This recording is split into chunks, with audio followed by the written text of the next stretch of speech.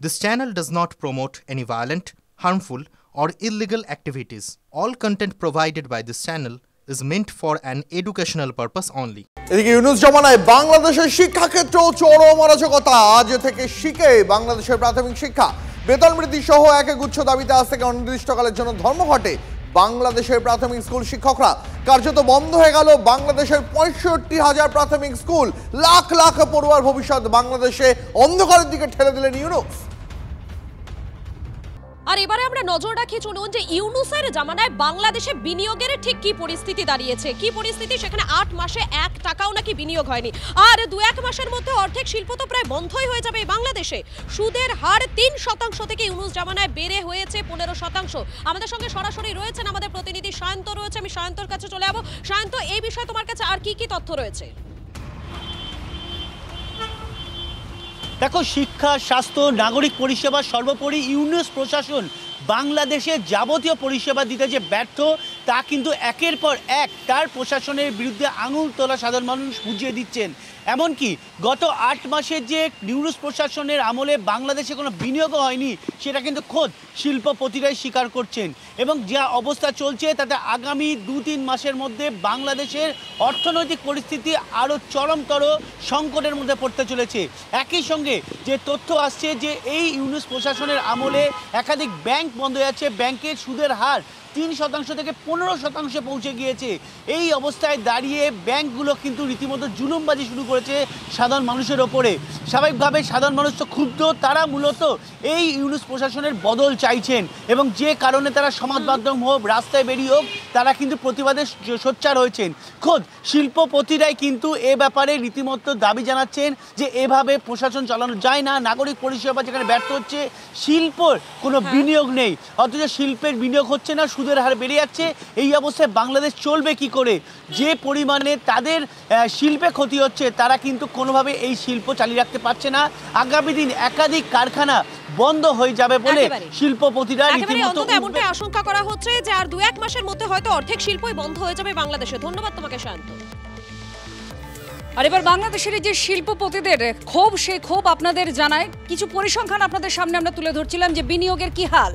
এবার দেখুন শিল্পপতিরা কতটা ক্ষুব্ধ। ৪০% উৎপাদন কমে গেছে। বাংলাদেশ মূলত বয়ন শিল্প বা বস্ত্র শিল্পের হাব বলা হয়, আর সেইখানে একের পর এক কারখানা বন্ধ হয়েছে দুটো কারণে। কারণ তারা জ্বালানি পাচ্ছেন না, বিদ্যুৎ পাচ্ছেন না, গ্যাস পাচ্ছেন না, আর তার জন্য তারা ভুগছেন। একের পর এক কারখানার উৎপাদন কমে যাচ্ছে। শিল্পপতিরা অত্যন্ত ক্ষুব্ধ। তারা বলছেন এরপর কারখানা বন্ধ হলে পরে কারখানা শ্রমিকরা রাস্তায় নামবেন, আর অত্যন্ত খারাপ পরিস্থিতির মুখে পড়তে চলেছে বাংলাদেশ। আর এই পুরো পরিস্থিতির দায় বাংলাদেশ সরকারের বলেই দাবি বা অভিযোগ করছেন শিল্পপতিরা।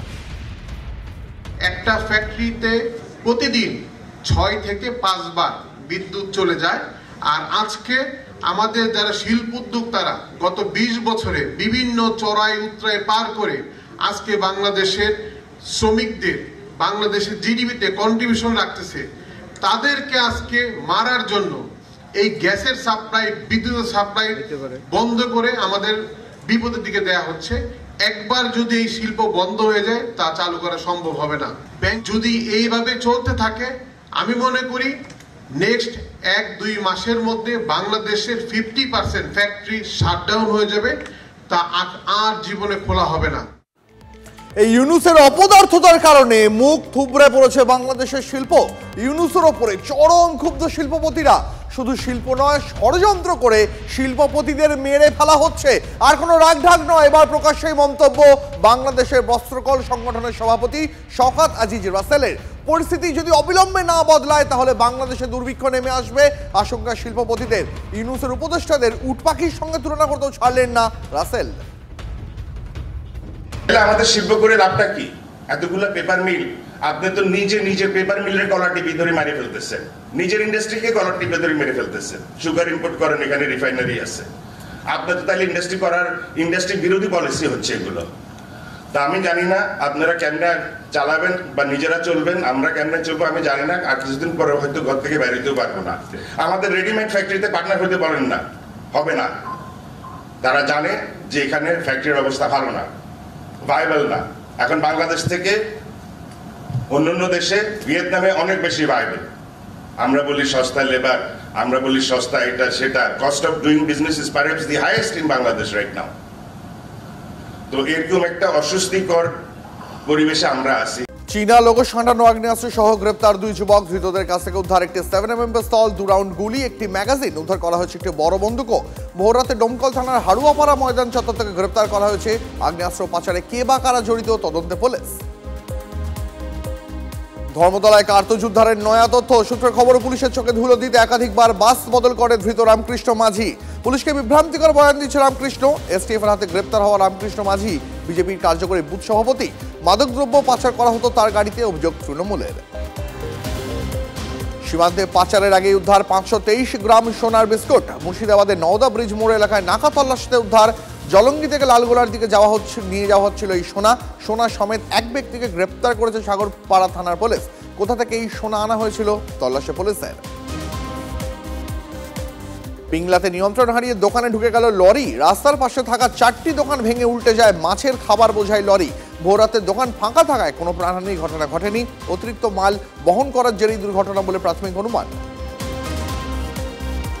গাড়ির ধাক্কায় গুরুতর জখম 2 বাইক আরোহী। উত্তেজনা আসানসোলে। তৃণমূল নেতার বোর্ড লাগানো গাড়ির ধাক্কায় দুর্ঘটনা বলে অভিযোগ। গাড়ি আটকে বিক্ষোভ স্থানীয়দের। দুর্ঘটনার পর পলাতক গাড়ির চালক সহ বাকিরা।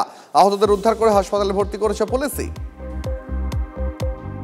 এক যুবকের মৃতদেহ উদ্ধারকে কেন্দ্র করে চাঞ্চল্য। সিউড়ির সুকান্তপল্লী এলাকার ঘটনা। প্রত্যক্ষদর্শীদের প্রাথমিক অনুমান, মাথা থেঁতলে খুন করা হয়েছে ওই যুবককে। এলাকার একটি ফাঁকা মাঠে ওই দেহ পড়ে থাকতে দেখেন স্থানীয়রা। মৃতদেহ উদ্ধার করে ময়নাতদন্তে পাঠিয়েছে পুলিশ। বর্ষার শুরুতেই বন্যার আতঙ্কে ভুগছে হাওড়ার উদয়নারায়ণপুর। গত বছর ডিভিসি জল ছাড়ায় প্লাবিত হয়েছিল বিস্তীর্ণ এলাকা। দামোদরে বাঁধ ভেঙে বন্যা পরিস্থিতি হয়। বছর ঘুরলেও মেরামতি হয়নি সেই বাঁধ। ক্ষোভ বাড়ছে উদয়নারায়ণপুরের বাসিন্দাদের। চলতি বছরে বৃষ্টি বাড়লেই ফের প্লাবন হতে পারে। সেচ দপ্তরের ভূমিকা নিয়েও প্রশ্ন তুলছেন স্থানীয়রা। ফলহারিণী অমাবস্যায় তারাপীঠে ভক্তদের ঢল। সকাল থেকে মন্দিরে বিশেষ পুজো পাঠ। আজ ফলের বেশে দেবীকে সাজানো হবে। দুপুরে বিশেষ ভোগ নিবেদন। মন্দির চত্বরে ভক্তদের লম্বা লাইন। অপ্রীতিকর ঘটনা এড়াতে মন্দির কমিটি এবং তারাপীঠ থানার পক্ষ থেকে বিশেষ নিরাপত্তার ব্যবস্থা।